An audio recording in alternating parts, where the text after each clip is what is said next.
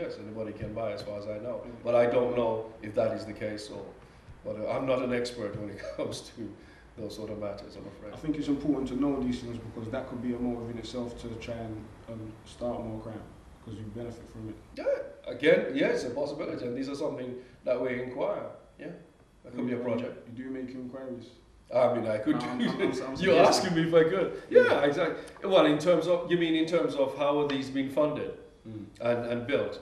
Yeah, well, these things would be public. If the government are dealing with it, it would be public knowledge anyway, and it should be on the government websites and things like that. If they're spending public money to do this, or they're doing public money together with private companies, all these sort of things, a lot of these things can be found out.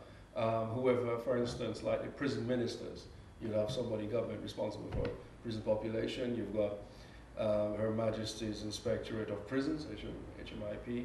Again, these people can be written to and get information, and this should be public knowledge on the websites. And do you have any influence in the lawmaking process? What is the influence in terms of looking at policies? So, for instance, if the governor wanted to come up with a new thing, they produce their papers, or what they call white paper or green paper, in order to address new matters. And yes, sometimes we get consulted, or if we find out about it, and we ourselves can get consulted, then we can, put our input in it as well. And a lot of our local councillors and local politicians, we know all about this as well.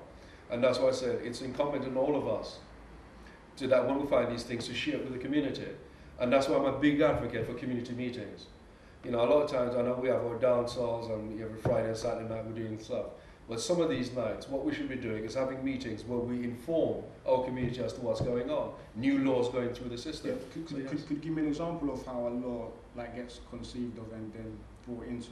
Oh, conceived? Oh, it's all different many ways. I mean, when we talk about conceive, I mean, it could be somebody saying, for instance, when we had issues, let me give a simple one. People using their mobile phones and driving. Now, many years ago, because we didn't have mobile phones, there was no need to have a law about it. But now when we have everybody driving, one hand on the steering wheel, one hand up there, and doing all manner of stuff, people, a lot of complaints, people are crashing cars, death by road accidents because people been distracted by a mobile phone. People say, well, they said there's someone who's monitoring the public to see what problem. Yeah, because when there's enough. So for instance, we're living here in Victoria, and a lot of this is happening. A lot of people, there's a lot of accidents in Victoria, and what we find out is that people are on the phone. Just to give an example, what you have to do, what people then do that is complain to somebody. So the local MP would write to, say, the Home Office. Yeah, right, so write to the Home Office. Yeah. So you get together, you discuss it, and then you write, say, in that case, you write to the government and say, we're very, very concerned that people are using their mobile phones and being distracted on the street. As a result, the government sit down, they get people to look at it, then they research it, as you were just alluding to it. And then once that's done, it goes out for consultation to certain groups of people, and then take it from there. I want to know who these people are. Well, it depends on what the law is referring to. For instance, that issue to do with using mobile phones, then we talk to mobile phone companies, then we talk to car companies. I want to focus it around things that's my concern. Well, give me the concern. Yeah. For instance, they're introducing tasers now. Yes. Yeah, and I've read. No, tasers. Yeah. Yeah, I read in the New Nation how they must have shot one black brother in the back. In the head, in his head. Yeah, I've seen that. Yeah. Yeah, I'm a bit concerned about that. Yes, I noticed that the MP David Lammy is addressing that with the Commissioner, with Sir Ian Blair. Apparently, according to the newspaper, he's written to him about that. Again, I don't know the circumstances, but as far as I'm aware, again, I'm not going to comment on that particular case because I don't know about it, but my understanding is that people should not be tasered in the head. That should be hitting towards the body, the torso, and take it from there. So that should be, and quite rightly, that should be looked into to find out what happened. So don't you feel as the National Black Police that issues such as this that do have like a focused impact? Obviously it's a new thing, the taser thing, but I'm talking like police brutality towards black people. Shouldn't you, as a member of the National Black Police Association, have like key groups that's consistently analysing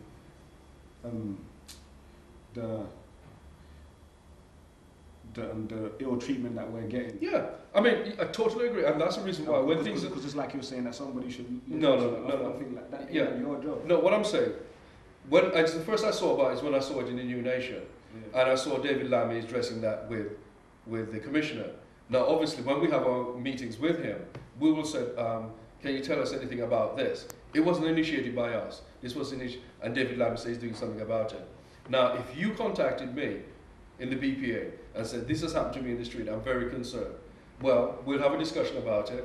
First of all, I'll talk about the complaints procedure, and yes, I would take it up. As a matter of fact, that did happen, and I'm not just saying it for the camera.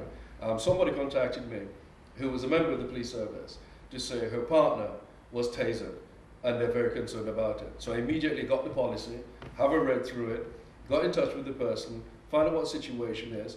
I told them, I spoke to the unit that deals with this, giving the advice to the person as to how to proceed and deal with it, and I'm monitoring the situation with that. So that's something that came to us direct.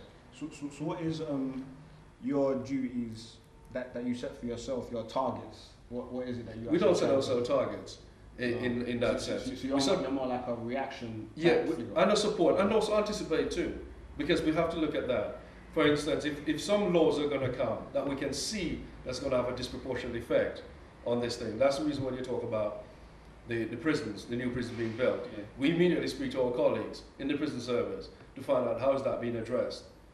We would expect them to do that anyway, but we still speak to them because it's us who are arresting these people that end up going into prisons. That's why I feel like you should have an initiative. You should use your initiative to try and analyse the community that you're coming from and see where potential problems could develop, so you can intersect. I could agree. Well, here's the other thing now. Everybody talk about resources, because whilst we're doing that, I mean, we got so much on, because most of my colleagues are full-time police staff, police officers, PCSOs. Not many of us are full-time. And even when you start getting people full-time, there's so much that comes in. And you're absolutely right. And that's the reason why, as I said, you're attending one meeting after the other. That's the reason why another colleague should have joined us, but couldn't be here, because at short notice, he got taken off to something else quite urgently. And that's what tends to happen. So even though we set up this organization, it's still funded, if you like, by the police service. And it makes it difficult. So sometimes when you want to do other things, it makes it difficult because there's so many things that you're trying to cope with and trying to do. And that's the reason why I'm appealing and said the more that we can do, the more people we can have on board. Because even though we're doing this, it's only a few of us who's trying to do this vast work. Because when we ask other people to join, some people say, well, it's not affecting me, it's not my problem. And they walk away from it. But some of us got conscience. And we're saying, no, things are affecting our communities, it's affecting the areas that we're coming from. We need to do something about it. We can't just sit back and not do something. So you're absolutely right. Would it be possible to have like a weekly or a fortnightly broadcast of the activities that you're involved in that could be available to the general public, like on TV or something? That's something that I have to discuss, because as I mentioned, I'm a coordinator. So there's a cabinet, for instance, with the National Black Police Association.